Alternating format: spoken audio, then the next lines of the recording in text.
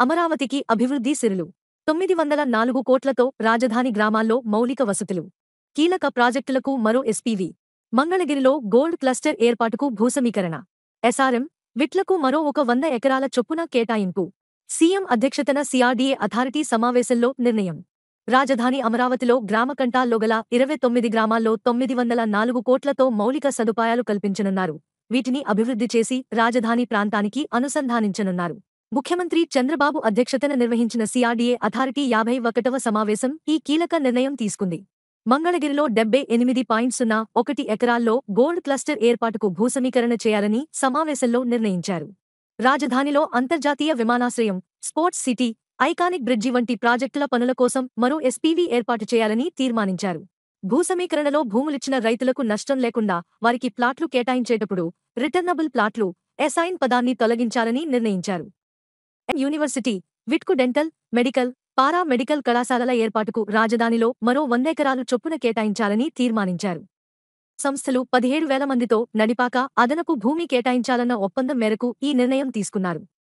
సమావేశం అనంతరం పురపాలక, పట్టణాభివృద్ధి శాఖ మంత్రి నారాయణ ఈ వివరాలను విలేకరులకు వెల్లడించారు. నీరు, రోడ్లు, మురుగునీటి శుద్ధి. రాజధాని పరిధిలోని 217 చదరపు కిలోమీటర్ల విస్తీర్ణంలో గ్రామ కంటాల్లో గల గ్రామాల్లో 64.35 కోట్లతో తాగునీటి సౌకర్యం, 339.04 కోట్లతో రహదారులు, 110.72 కోట్లతో మురుగునీటి శుద్ధి ప్లాంట్లు, 12.25 కోట్లతో వీధి దీపాలు ఏర్పాటు చేయనున్నాం. ఈ 21న నిర్వహించే మంత్రివర్గ సమావేశంలో ఆమోదం తీసుకుని పనులకు టెండర్లు పిలవనున్నాం.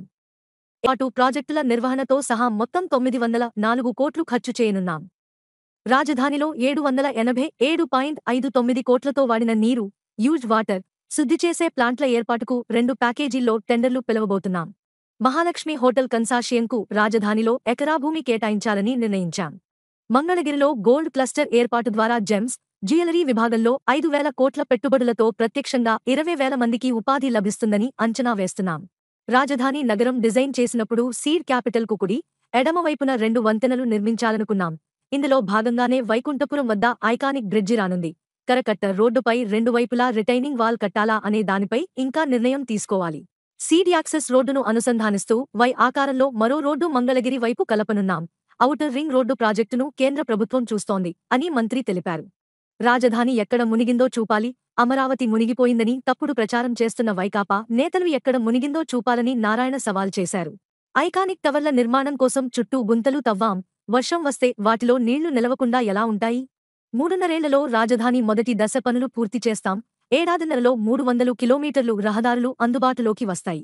మార్చి 31 నాటికి 4,000 ఇళ్ల నిర్మాణం పూర్తి చేసి అధికారులకు అప్పగిస్తాం. వైకాపా నేతలు వచ్చి చూస్తే రాజధానిలో ఏం పనులు జరుగుతున్నాయో తెలుస్తుంది అని ఆయన హితవు పలికారు. సచివాలయంలో సోమవారం నిర్వహించిన సీఆర్డీఏ అథారిటీ 51వ సమావేశంలో మాట్లాడుతున్న సీఎం చంద్రబాబు, చిత్రంలో మంత్రి నారాయణ, అధికారులు.